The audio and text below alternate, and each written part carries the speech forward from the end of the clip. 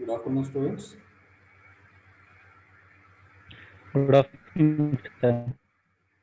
Are you hearing my voice? Yes, sir. Okay, right. Before going to the today's concept, the science and technological contribution of ancient Greece, we have to see the things what we discussed in the last class. Last class లో ఏం చెప్పుకున్నాం Laxman? Greek architecture గురించి paintings ఇంకా okay columns అవి okay వచ్చేసి okay okay డోనిక్ iconic ఇంకా gods and other buildings గురించి and వాళ్ళు ఉండే లైఫ్ స్టైల్ గురించి sir. Okay good right. So before going to the science and technology, I have to recap the points what we discussed in the last class. Basically, we okay sir. discussed about art and architecture. Among the art and architecture, we had certain notes on the paintings and also a sculpture, basically. Okay. So in the sculpture, we discussed certain things, basically various architects and the architects we find. Among them, the Phidias and Myron, Polycletus. These are such architects we find in the ancient Greece. And and in the paintings also, we had the various painters at the time, like the Duris, Polygnotus, Apollodorus, Epilus. Such a painters also, we their contribution is a lot in the history of ancient Greece. Okay. So ఇవే కాకుండా అంటే art and ఆర్కిటెక్చర్లో ఏదైతే వాస్తులో ఉన్నటువంటి రకరకాలైన శైలుల గురించి మనం మాట్లాడుకున్నాం, ionic, Doric and Corinthian like. Okay. So ఇక ఏదైతే మనం ఈ వాస్తు కంటే ముందు ఏదైతే శిల్పం అట్లనే ఒక చిత్రలేఖనానికి సంబంధించినటువంటి అంశాలు మనం మాట్లాడుకున్నాం. అందులో ఏదైతే రకరకాలైనటువంటి శిల్పుల గురించి కూడా చెప్పుకున్నాం. ఏదైతే ఇప్పుడు చెప్పుకున్నాం కొంతమంది పేర్లు, ఏదైతే పిడియాస్ అని, మైరాన్ అని, పొలిక్లీటస్ అని. ఓకే. సో వీళ్ళు ఒక్కొక్క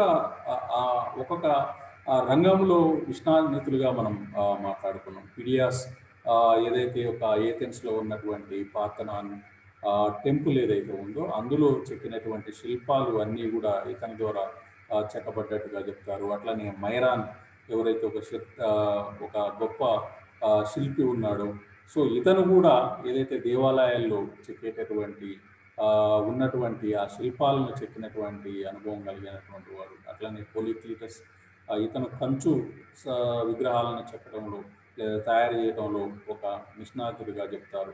అట్లనే మానవుల యొక్క శరీరాన్ని ఏదైతే యాస్టీజ్గా చూపించేటటువంటి ఒక ప్రయత్నం చేసినటువంటి వాడు. అట్లనే ఏదైతే స్కూపస్, అట్లనే ప్రాక్సిటెలిస్ అనేటటువంటి కొంతమంది ఏదైతే శిల్పులు కూడా మనకి ఆ యాన్షియంట్ గ్రీస్లో కనిపిస్తారు. ఇక చిత్రలేఖానికి సంబంధించి చూసినట్లయితే జనరల్గా ఏదైతే అలంకరణలో చూపించేటటువంటి ఏదైతే భావన అట్లా ఇవి ఏదైతే ఇవి యాన్షియంట్ గ్రీస్ చిత్రలేఖనంలో ఎక్కువగా కనిపించేటటువంటి చిత్రలేఖనాలు ముఖ్యంగా జాడీల మీద కానీ, గోడల మీద కానీ, అట్లనే చెక్కల మీద కానీ చెక్కేటటువంటి ఒక సాంప్రదాయం మొదట్లో కల్పించినప్పటికీ దానిలో రకరకాలైనటువంటి డెవలప్మెంట్స్ కూడా మనం తర్వాత చెప్పుకున్నాం. అవి కూడా మనకి కనిపిస్తాయి. అందులో డ్యూరిస్ అనేటటువంటి ఒక చిత్రకారుడు ఏదైతే అలానే పోలినోటస్ అనేటటువంటి చిత్రకారులు వీళ్ళ ద్వారా ఏదైతే కొంత కదలికలతో ఉన్నటువంటి చిత్రాలు కూడా వీళ్ళు ఏదైతే చిత్రించినటువంటి పరిస్థితి ఉంటుంది. ఏదైతే గాలికి రెపరెపలాడేటటువంటి పారదర్శకమైనటువంటి పరదాలని చిత్రించినటువంటి ఏదైతే పోలినోటస్ ఒక గొప్ప చిత్రకారుడిగా మనం చెప్పుకోవచ్చు.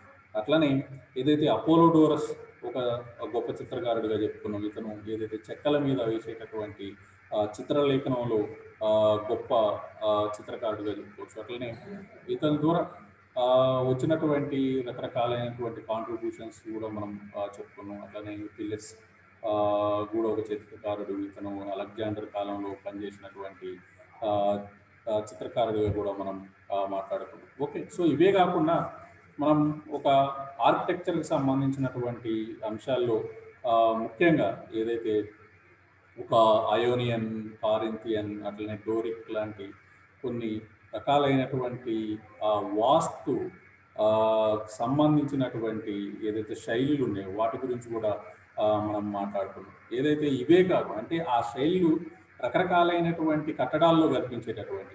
ఓకే, సో ఆ కాలంలో ఇల్లు, ఆట స్థలాలు, ఏదైతే స్కూల్స్, అట్లనే యాంపీ థియేటర్స్, రంగస్థలాలను మనం మాట్లాడుకున్నాం. సో యాంపీ థియేటర్స్, ఏదైతే ఓపెన్ ఏ థియేటర్స్గా మనం మాట్లాడుకున్నాం. ఓకే, సో ఇవే కాకుండా దేవాలయాలు, ఏదైతే గొప్ప కట్టడాలు కూడా మనం ఆ కాలంలో కనిపిస్తూ ఉంటాయి. ఓకే, సో ఇక వాళ్ళు నిర్మించినటువంటి దేవాలయాల్లో ముఖ్యంగా ఏథెన్స్, అట్లనే మిగతా ప్రాంతాల్లో డెల్ఫీ లాంటి నగరాల్లో ఉన్నటువంటి గొప్ప దేవాలయాల గురించి మనం ఆల్రెడీ మాట్లాడుకున్నాం. సో వాటి నిర్మాణంలో ఎక్కువగా చెక్క, ఎండబెట్టినటువంటి లేదా కాల్చినటువంటి ఇటుకలు ఉపయోగించడం, అట్లనే రాళ్ళు ఎక్కువగా ఉపయోగించినటువంటి పరిస్థితి కూడా మనం మాట్లాడుకున్నాం. అట్లనే మీకు తెలుసు ఏదైతే పెరిక్లస్, ఏథెన్స్ని పాలించినటువంటి పెరిక్లస్ పాలకుని యొక్క కాలంలో ఏదైతే మార్బుల్ ఉపయోగం కూడా ఎక్కువగా కనిపిస్తూ ఉంటుంది ఈ కట్టడాల నిర్మాణంలో. అందుకే అతని కాలాన్ని ఏదైతే పాలరాలి యుగంగా కూడా చెప్తారు, ఏజ్ ఆఫ్ మార్బుల్స్గా చెప్తారు. ఓకే, సో ఇక ఆ రకరకాలైనటువంటి శైలులు ఏదైతే ఉన్నాయో, ఈ వాస్తులో ఉన్నటువంటి శైలులు మనం డోరిక్ శైలని, అట్లనే అయోనిక్ శైలని, అట్లనే కారింథియన్ శైలిగా మనం మాట్లాడుకున్నాం. సో ఇది డోరిక్ శైలిలో జనరల్గా ఇది ఏదైతే ఎక్స్టర్నల్ ఇన్ఫ్లుయెన్స్ క్లియర్గా కనిపిస్తుంది. ముఖ్యంగా ఏదైతే ఈజిప్ట్ మిగతా నాగరికతల యొక్క ప్రభావం దీని మీద కనిపిస్తూ ఉంటుంది. సో ఇందులో ముఖ్యంగా ఏదైతే ఒక స్తంభాలు, కాలమ్స్ అని చెప్పుకున్నాం. సో ఆ కాలమ్స్ కాస్త తిక్కుగా ఉండేటటువంటి కాలమ్స్, ఇది కూడా ప్లెయిన్ కాలమ్స్ అన్నమాట. సో పైన ఎలాంటి క్యాపిటల్ మాత్రం ఉండేటటువంటి పరిస్థితి ఉండదు. సో ఓకే, సో ఇక ఈ డోరిక్ శైలిలోని ఏదైతే ముఖ్యమైనటువంటి అంశం మనకి ఏదైతే ఒక స్తంభాలు, కాలమ్స్ కనిపిస్తాయి. ఇందులో థిక్గా అంటే కొంచెం లావుగా ఉండేటటువంటి స్తంభాలు మనకు కనిపిస్తాయి. పైన ఎలాంటి క్యాపిటల్ అనేది మనకు కనిపిస్తుంది. ఇక అయోనిక్ స్టైల్లో చూసుకున్నట్లయితే దీని మీద కూడా ఒక మెస్టోమియా, బాబిలోనియన్ ప్రభావం మనకు కనిపిస్తూ ఉంటుంది. సో ఇందులో కూడా ప్రత్యేకమైనటువంటి ఏదైతే స్తంభాలు మనకు కనిపిస్తాయి, కాలమ్స్ కనిపిస్తాయి. కాకపోతే అందులో పైన ఒక క్యాపిటల్ అనేటటువంటిది మనకు కనిపిస్తుంది అనమాట. ఓకే, సో అట్లనే అది కూడా కాస్త ఏదైతే ఉబ్బెత్తుగా ఉన్నటువంటి ఒక శిల్పం పెట్టేటటువంటి ఒక పద్ధతి ఇందులో ఫాలో అయ్యారు. అట్లనే కింద బేస్, ఏదైతే ఆ స్తంభానికి కింద ఒక బేస్ ఏదైతే ఉండేటటువంటి పరిస్థితి మనకి ఏదైతే ఈ అయోనిక్ స్టైల్లో కనిపిస్తుంది. ఇక కారింథియన్కి వచ్చేసరికి జనరల్గా ఏదైతే ఇది కూడా స్తంభాలు మనకు కనిపిస్తే కాలమ్స్, ఆ కాలమ్స్ పై భాగంలో ఏదైతే క్యాపిటల్ ఉందో ఆ క్యాపిటల్లో జనరల్గా కొన్ని విగ్రహాలు పెట్టేటటువంటి పరిస్థితి మనకి కారింథియన్ స్టైల్లో కనిపిస్తూ ఉంటుంది అనమాట. ఓకే, సో ఇట్లా రకరకాలైనటువంటి స్టైళ్ళు, ఏదైతే స్టైల్ ఆఫ్ ఆర్కిటెక్చర్స్ గురించి మనం లాస్ట్ క్లాస్లో మాట్లాడుకున్నాం. ఇక ఈరోజు క్లాస్లో చెప్పుకోబోయేటటువంటిది ఏదైతే శాస్త్రీయపరమైనటువంటి ఏదైతే కృషి ఈ గ్రీక్ నాగరికత నుంచి జరిగింది. ఓకే, సో అట్లనే science and technological contribution.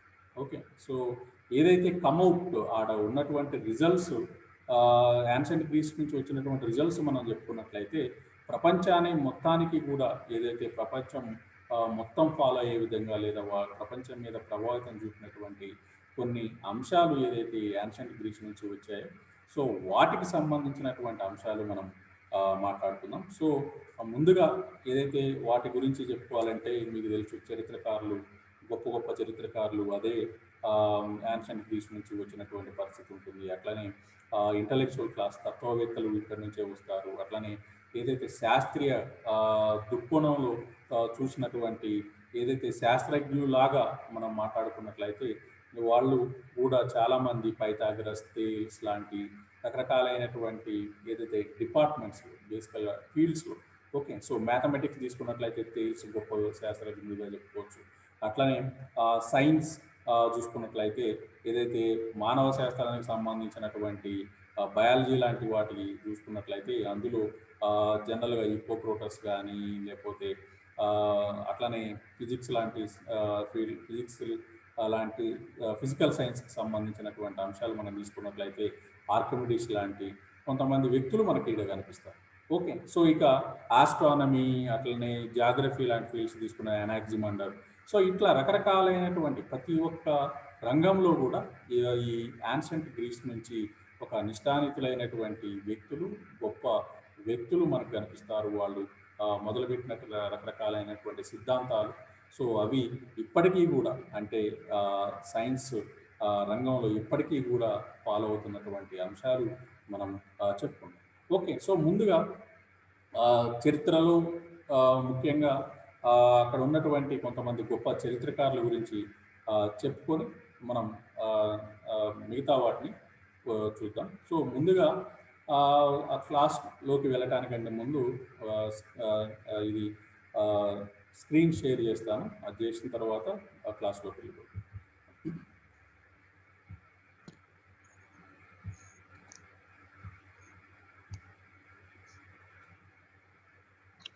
Students కనిపిస్తుందా స్క్రీన్? వస్తుంది సార్. రైట్. సో ఇక ముందుగా ఏదైతే చరిత్రకారులకు సంబంధించినటువంటి అంశాలు మాట్లాడుకున్నాం. సో ముందుగా ఏదైతే యాన్షియంట్ గ్రీస్కి సంబంధించినటువంటి ఏదైతే యాన్షియంట్ గ్రీస్ కాలానికి సంబంధించినటువంటి చరిత్రకారుల గురించి మనం మాట్లాడుకున్నట్లయితే ముఖ్యంగా ఏదైతే హెరోడోటస్ మనకు తెలిసినటువంటి ఏదైతే ఒక చరిత్రకి పితామహుడిగా చెప్పుకునేటటువంటి ఒక వ్యక్తిగా మనకు తెలుసు. అట్లనే సో ఇతను గ్రీస్లో సాధించినటువంటి ఘన విజయాలని ఏదైతే ఉన్నాయో అంటే గ్రీస్లో మీకు తెలుసు రకరకాలైనటువంటి సిటీ స్టేట్స్ మనకు కనిపిస్తాయి. ఆ సిటీ స్టేట్స్ మధ్యలో జరిగినటువంటి కొన్ని రకాలైనటువంటి యుద్ధాలు మనకు కనిపిస్తాయి. సో అట్లనే ఆ యుద్ధాల్లో పార్టిసిపేట్ చేసినటువంటి రకరకాలైనటువంటి వ్యక్తులు మనకు కనిపిస్తారు. సో వాళ్ళందరికీ సంబంధించినటువంటి అంశాలని గ్రంథస్థం చేసేటటువంటి ప్రయత్నంలో రాసినటువంటి ఏదైతే గ్రంథాలు ఉన్నాయో అవి ఈ హెరోడోటస్ చేసినటువంటి ఒక గొప్ప పని. అది చరిత్రలో మొట్టమొదటి ప్రయత్నంగా మనం చెప్పుకోవచ్చు. ఓకే. సో ఇక అతను చూసినది విన్నది అట్లనే వేరువేరు ప్రాంతాల్లో తిరిగి ప్రత్యక్షంగా చూసినటువంటి అంశాలన్నిటి కూడా అతను రాసినటువంటి పుస్తకాల్లో పొందుపరచడం అనేటటువంటి జరిగింది. అది తర్వాత కాలంలో ఏదైతే ప్రపంచ చరిత్రలోని ఒక గొప్ప అంశాలుగా మనం చెప్పుకోవచ్చు. ఓకే. సో ఇక తర్వాత కాలంలో అతను చేసినటువంటి ప్రయత్నాలు ఆటోమేటిక్గా అతని తర్వాత వచ్చినటువంటి కొంతమంది ఏదైతే సక్సెసర్స్ ఎవరైతే ఉన్నారో హిస్టారియన్స్ వాళ్ళందరూ కూడా ఇతను చెప్పినటువంటి అంశాలని వాళ్ళ టెక్స్ట్లో కోడ్ చేయడం, అట్లనే ఆ కోడ్ చేసినటువంటి వాటిని మళ్ళా రీకోడ్ చేయడం, ఇట్లా ఏదైతే హెరోడోటస్ చెప్పినటువంటి అంశాలు ప్రజల్లోకి వెళ్ళినటువంటి పరిస్థితి. అట్లనే ఆ కాలంలో జరిగినటువంటి అంశాలకి ముఖ్యమైనటువంటి సోర్సెస్గా ఇవి ఉపయోగపడటం అనేటటువంటిది జరిగింది. అందుకే ఇది అలాంటి ప్రయత్నం మొట్టమొదటిగా చేసినటువంటి వ్యక్తి హెరోడోటస్ కాబట్టి సో చరిత్రకి ఒక ఏదైతే పితామహుడిగా అని చెప్పుకోవడం అనేది జరిగింది. సో ఇతను యాన్షియంట్ గ్రీక్కి సంబంధించినటువంటి వ్యక్తి. అట్లనే టూసిడైడ్స్ ఏదైతే మరో చరిత్రకారుడిగా చెప్పుకోవచ్చు. సో ఇతను పెలోపోనీషియన్ సంబంధించినటువంటి యుద్ధాలని ఇతను ఇతివృత్తంగా అంటే ముఖ్యమైనటువంటి థీమ్గా తీసుకుని రాసినటువంటి వ్యక్తి.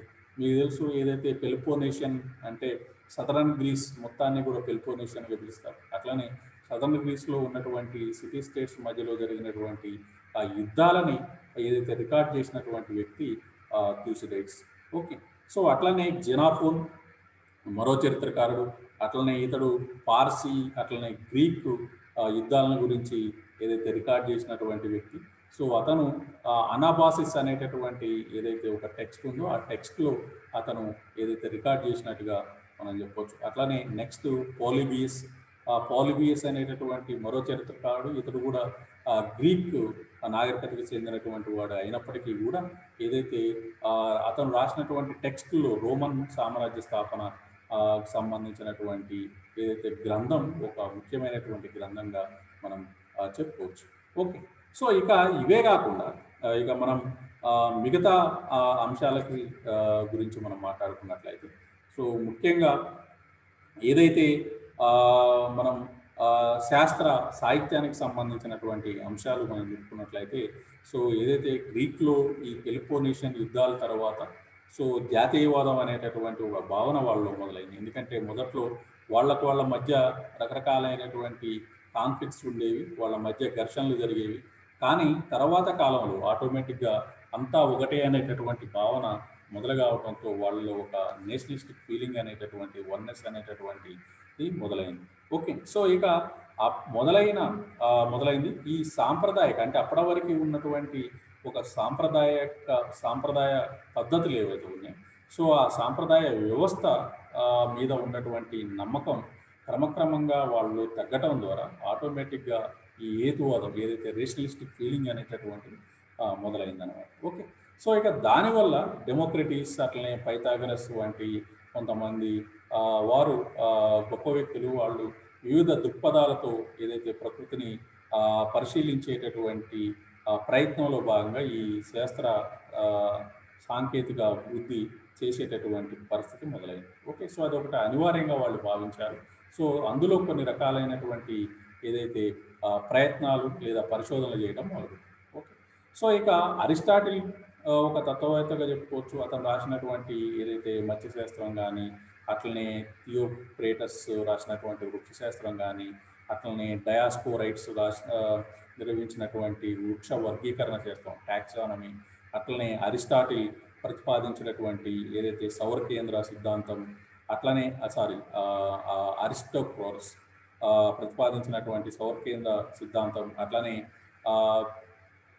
ఎస్తోర్ఫిన్ రాసినటువంటి భూగోళ శాస్త్రం, ఇట్లా రకరకాలైనటువంటి టెక్స్ట్లు మనకి ఆ కాలంలో ఏదైతే ఒకళ్ళ తర్వాత ఒకళ్ళు చేసినటువంటి ప్రయత్నంలో భాగంగా సో యాన్షియంట్ గ్రీస్లో ఇవన్నీ కొన్ని ప్రయత్నాలు, అంటే ఒక హేతువాదంలో భాగంగా ఆడ ప్రయత్నాలు అనేటటువంటివి మనం చూడొచ్చు. ఓకే. సో అందులో ముఖ్యంగా మనం చెప్పుకున్నట్లయితే అదే క్రమంలో గణితం, జంతుశాస్త్రం, అట్లనే శరీర ధర్మశాస్త్రం, వైద్యం, ఇట్లా రకరకాలైనటువంటి ఇవి ప్రధాన శాస్త్రాలుగా లేకపోతే ముఖ్యమైనటువంటి ఏదైతే రంగాలుగా మనం మనం కాలంలో వృద్ధి చెందడం అనేటటువంటిది చూడవచ్చు. ఓకే. సో ముఖ్యంగా ఏదైతే గణిత శాస్త్రం తొలి గణిత శాస్త్రజ్ఞుడిగా చెప్పుకునేటటువంటి వాడు థేల్స్. ఓకే. సో ఇతడు ఏదైతే బిందువు, అట్లనే రేఖ, సరళ రేఖల ఖండన వంటి వాటిని అతను వివరించడం అనేటటువంటి జరిగింది. ఆల్రెడీ మనం మాట్లాడుకున్నాం. ఏదైతే గణిత శాస్త్రజ్ఞుడిగా, అట్లనే మొట్టమొదటిసారిగా ఏదైతే ఒక సూర్య సిద్ధాంతానికి సంబంధించినటువంటి ఒక అంశాన్ని అతను మొదటిసారిగా రికార్డ్ చేయడం అనేటటువంటి జరిగింది.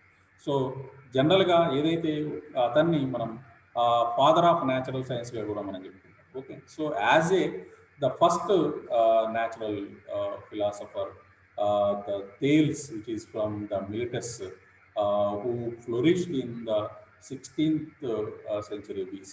Okay.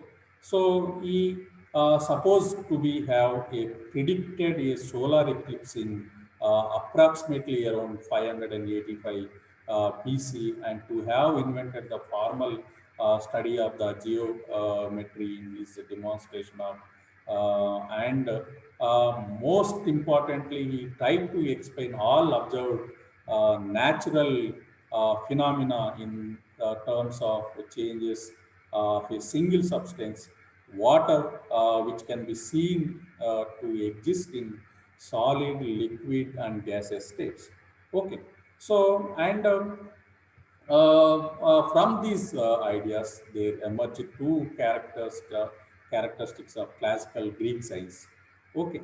So, the first was the view of the universe as ordered structure, and the second was the conviction that this order was not that of a mechanical process, but that of an organism. Okay, so and this and Thales inadvertently made one other fundamental contribution to the development of natural science by naming a specific substance as the basic element of all matters. Thales opened himself to criticism, which was not long in coming. Okay, so his own disciple, and another important, a great personality after the Thales was Anaximander. Okay, so his own disciple Anaximander was a quick to argue that water could not be the basic substance. Okay, so his argument was simple. His argument was somewhat simple. Water, if it is anything, is essentially wet. Nothing can be its own contradiction. Okay, so another contribution from the Thales, who was the presence of the elements only guaranteed the presence of their qualities in various proportions, and where uh, the problem of form was the first attack systematically by the philosopher and a cult leader Pythagoras in the 6th century BC. And legend has it that Pythagoras became convinced of the primary number when he realized that musical notes produced by a monochord were in the simple ratio to the length, the strength. Okay, so and after Pythagoras, after Thales and Pythagoras, which is the Pythagoras, which better to be called as the father of numbers, mathematician who believed everything can be numbered. Okay, so you already known that many Pythagoras theorems you already known, where the square of the hypotenuse of a right angle is equal to the sum of the squares on the other two sides. Okay, so one of the important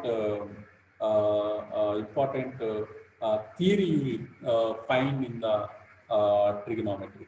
Okay, so ట్రిగనామెట్రీలో ఏదైతే ఒక ముఖ్యమైనటువంటి um, ఒక theory ఇతను develop చేసినట్టుగా మనం చెప్పుకోవచ్చు. మీకు తెలుసు ఏదైతే ఆ, ఈ ఏదైతే పైథాగరస్ సంఖ్యలను అంటే ఒక తాత్విక విషయాలకు పునాదులుగా చూపించడం అనేటటువంటిది మొదలుపెట్టినటువంటి వ్యక్తి. అట్లనే భూమి గుండ్రంగా ఉందని నిరూపించడం, అట్లనే లంబకోణ త్రిభుజములో కర్ణం మీది ఏదైతే చతురస్రం మిగతా రెండు భుజాల మీద చతురస్రానికి సమానం అని చెప్తాం. మీకు తెలుసు A B square plus B C square is equal to A C square. So ఇది మీకు తెలిసినటువంటి ఏదైతే పైథాగరస్ అంటే మీకు 10th వరకు చదివినటువంటి మ్యాథ్స్లో, బేసిక్ మ్యాథ్స్లో కనిపించేటటువంటి సిద్ధాంతం ఏదైతే ఉందో అది పైథాగరస్ ద్వారా చెప్పబడినటువంటి. ఓకే, సో ఇక పైథాగరస్ తర్వాత చెప్పుకునేటటువంటి వాళ్ళు డెమిక్రిటస్ చెప్పినటువంటి అంశాలు కూడా మనకి కనిపిస్తాయి. Every thing made of atom so small they cannot be divided. Okay, so అవన్నీ రకరకాలైనటువంటి థీరీస్ మనకి ఇందులో కనిపిస్తూ ఉంటాయి. అట్లానే హిప్పోక్రేట్స్ ఏదైతే ఒక ట్రిగనామెట్రీకి కి ఆర్జుడిగా మనం చెప్పుకోవచ్చు. అట్లానే సారీ సారీ హిపోక్రేట్స్. సో హిపోకారస్ని ఏదైతే ట్రిగోనోమెట్రిక్ ఆర్డర్గా చెప్పుకోవచ్చు, దాన్ని డెవలప్ చేసినటువంటి వ్యక్తిగా ఏదైతే యాన్షియంట్ గ్రీస్లో చెప్పుకోవచ్చు. అట్లనే అతని తర్వాత ఏదైతే పైథాగరస్ ట్రిగోనోమెట్రీలో ఉన్నటువంటి థీరమ్స్ ఏదైతే సిద్ధాంతాలని వృద్ధి చేసినటువంటి వ్యక్తిగా మనం చెప్పుకోవచ్చు. ఓకే, సో ఇక మీకు తెలుసు ఇక సైన్సెస్లో చెప్పుకునేటువంటి యూక్లిడ్ ఏదైతే ఒక రేఖా గణితాన్ని అనేటటువంటి టెక్స్టాన్ ఏదైతే ట్రిగనామెట్రీని రాసినటువంటి వ్యక్తి. అట్లనే ఆర్కిమిడిస్ ద్రవ ఘన పదార్థాలకు సంబంధించినటువంటి అంశాలు చెప్పినటువంటి వ్యక్తి. ఆర్కిమిడిస్ సూత్రాలు ఇప్పటికీ మీకు గుర్తే ఉండి ఉంటుంది. సో ఇవే కాకుండా ఏదైతే మెడిసిన్కి సంబంధించినటువంటి మెడిసిన్కి వెళ్ళటానికంటే ముందే సో కొంత అరిస్టాటిల్ అట్లనే ఆర్కిమిడీస్కి సంబంధించినటువంటి అంశాలు చెప్పి మిగతా సైన్సెస్లోకి వెళ్దాం. సో మీకు తెలుసు ఏదైతే హెలినిస్టిక్ యుగంలో సైన్సెస్లో ముఖ్యంగా డెవలప్మెంట్స్ అనేటటువంటికి రావడానికి మూలకారకుడు తేల్స్గా చెప్పుకోవచ్చు. ఏదైతే తేల్స్ అట్లనే పైథాగరస్ డెవలప్ చేసినటువంటి కొన్ని సిద్ధాంతాలు ఏదైతే ప్రకృతి ఆధారంగా అట్లనే ఏదైతే విశ్వంలో జరిగేటటువంటి అంశాలని వాళ్ళు బేస్ చేసుకొని ఈ సిద్ధాంతాలను రూపొందించడం అనేటటువంటిది జరిగింది. అట్లనే వాళ్ళని ఏదైతే ఒక స్పిరిట్గా తీసుకున్నటువంటి కొంతమంది వ్యక్తులు ఆ కాలంలో అంటే హెలెనిస్టిక్ యుగంలో ఏదైతే ఒక సైన్స్ అండ్ టెక్నాలజీలోని ఉన్నటువంటి అంశాలని ఒక పీక్ స్టేజ్కి తీసుకెళ్ళినటువంటి వ్యక్తులుగా మనం అరిస్టాటిల్ అట్లనే ఆర్కిమిడీస్ని చెప్పుకోవచ్చు. Okay, so it reach its zenith in the works of Aristotle and Archimedes. Okay, so Aristotle represents the first tradition that of qualitative forms and teleology, and he was himself a biologist whose observations of marine organisms were unsurpassed until the 19th century. And biology is essentially teleological. The parts of living organism are understood in terms of what they do in and for the organism. Okay, so the Aristotle's biological works provided the framework for the science until the time of Charles Darwin. Okay, so in physics, teleology is not so obvious, and Aristotle had to impose it on the cosmos. Okay, so from Plato, his teacher, he inherited the theological proposition that have heavenly bodies like the stars and planets are literally divine and as much perfect. Okay, so likewise, the earth being obviously not divine and inert was the center. From the earth to the sphere of the moon, all things constantly changed, generating new forms and then decaying back into formlessness. Okay, so and after that, the ultimate cause of all motion was a prime or unmoved and mover that is believed to be God that stood outside the cosmos. Okay, so Aristotle was able to make a great deal of sense of observed nature by asking of any object or process. Okay, so what is the material involved? What is its form and how did it get sir that మీరు form? చెప్పేది screen share చేయరా? చేస్తాను మీకు already అంటే తర్వాత class అయిపోయిన తర్వాత మీకు వీటికి సంబంధించినటువంటి షేర్ చేస్తాను మీకు ఇంటర్నల్గా ఉపయోగపడే విధంగా. Okay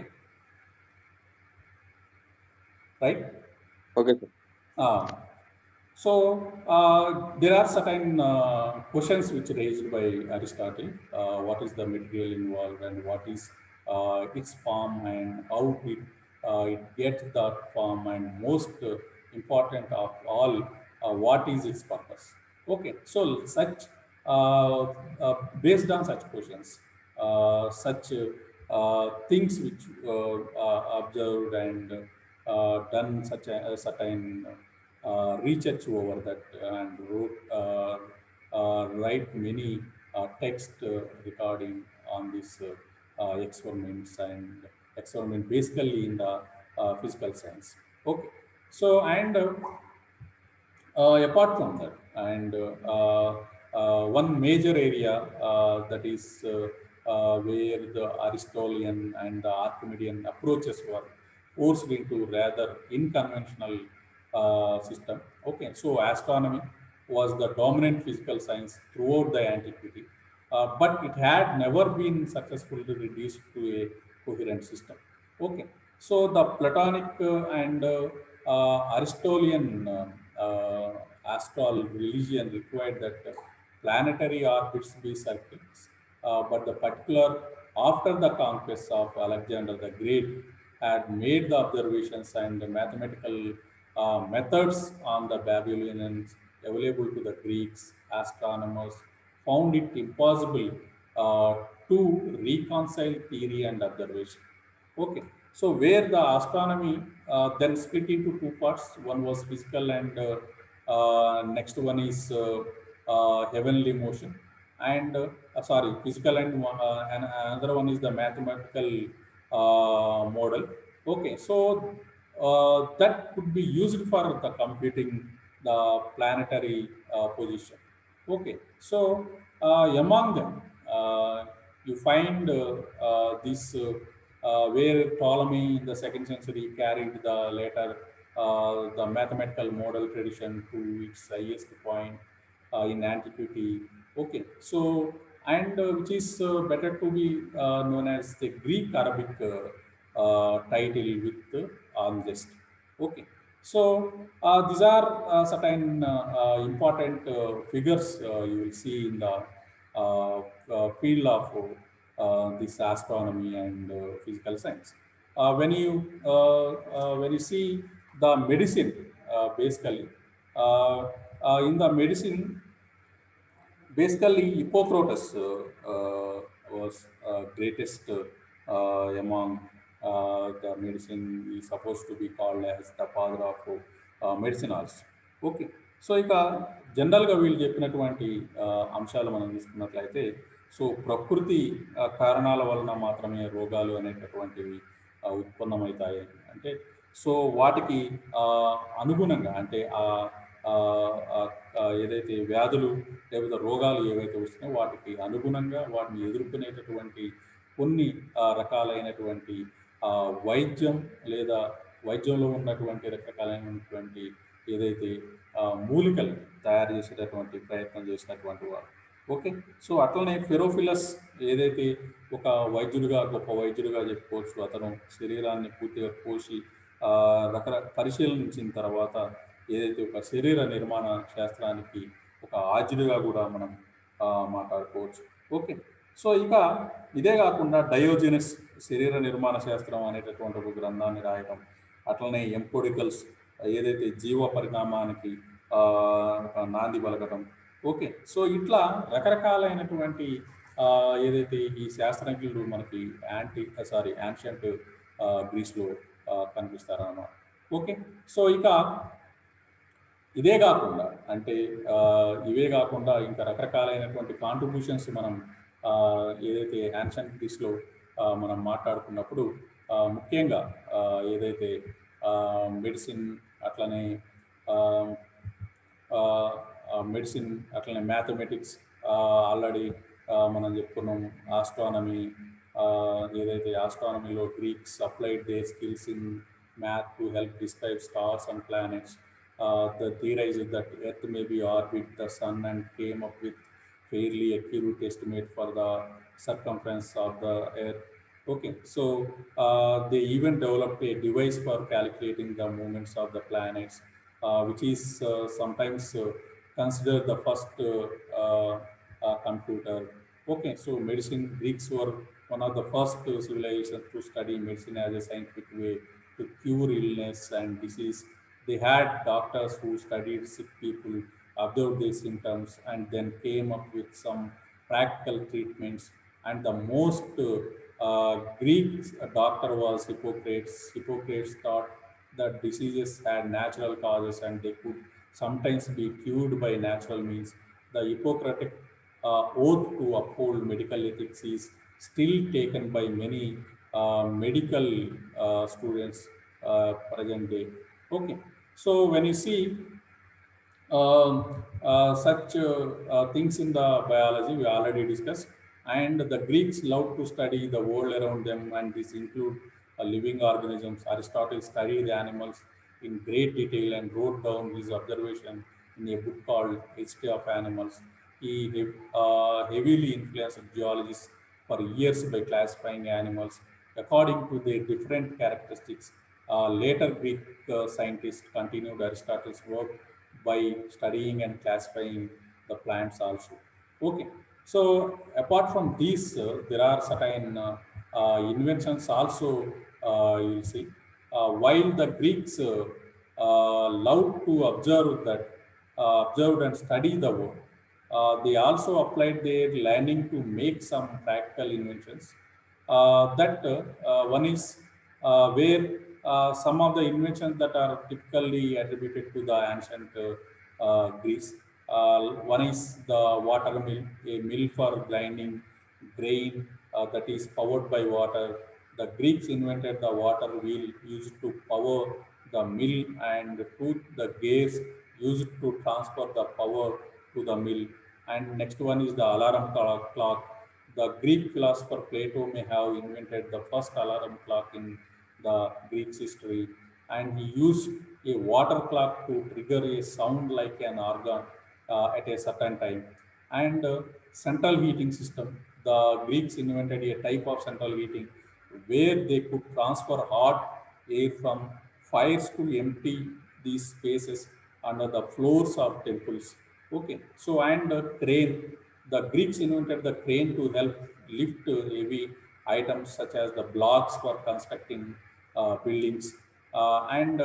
Archimedes screw, invented by Archimedes. The Archimedes screw was an effective, efficient way to move water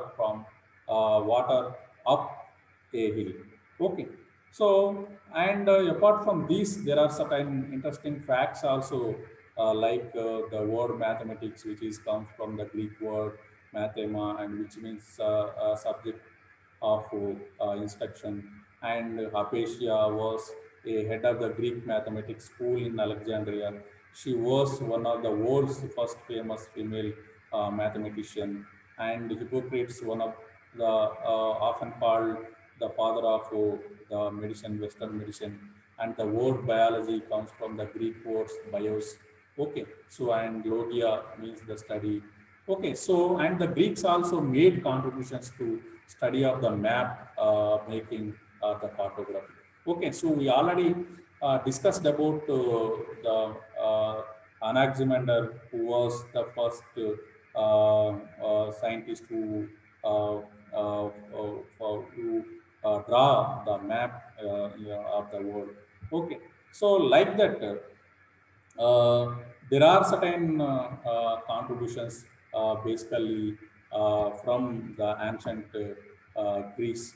Okay, so and apart from these, there are many other contributions also we find, like many important contributions basically which carried by Islamic states during the medieval times also. Okay, so where because these Greek territories was invaded by and occupied various external rulers, and where particularly during the time of Alexander, you had certain development which taking place somewhat fast and very quick developments taking place in the field of science and technology. Okay, so this is about various scientific contribution of ancient Greece. This is end of my class today. And regarding my class, you have any clarifications or doubt, now you are welcome to ask. Students, are you hearing? Sir చెప్పండి. Sir ఇప్పుడు internals కి syllabus ఇప్పటివరకు ఎంత cover అయితే అంత syllabus. Okay sir. Okay, so up to Greek sir ఆన్లైన్లో ఉంటుంది కదా సార్? అవును, ఆన్లైన్లోనే. నేను ఏదైతే క్వశ్చన్ పేపర్ మీకు వాట్సాప్ గ్రూప్లో పోస్ట్ చేస్తాను, సో దానికి మీరు ఆన్సర్ చేయాలి ఒక సపరేట్ షీట్ మీద. సో ఆ ఆన్సర్ చేసినటువంటి షీట్ని ఫోటో తీసి అదే యాజ్ టీజ్గా ఏ టీచర్ పేపర్ అయితే ఆ టీచర్కి ఇండివిజువల్ వాట్సాప్కు పంపాలి. Okay okay. సార్. సో దానికి సంబంధించి ఇంటర్నల్ కంటే ముందు రోజు మీకు కొన్ని డైరెక్షన్ చెప్తాను ఎట్లా చేయాలి ఏంటి అనేది. సో మీరు మ్యాక్సిమం అయితే రెడీగా ఉండండి. Maybe second and tentatively fix చేశారు 2nd July and 3rd July. ఆ 2 డేస్లో మీకు ఇంటర్నల్ ఉంటుంది, first internal. Okay okay sir. Okay. So ఇక మనకి టైం 1 మినిట్ లోపే ఉన్నది కాబట్టి ఇంకేమైనా డౌట్స్ ఉంటే మిగతా వాళ్ళు కూడా అడగచ్చు. సార్ స్కాలర్షిప్ ఫామ్ కాలేజీలో ఎప్పుడు ఇవ్వాలి సార్? లాస్ట్ డేట్ కంటే ముందే సబ్మిట్ చేయాలి.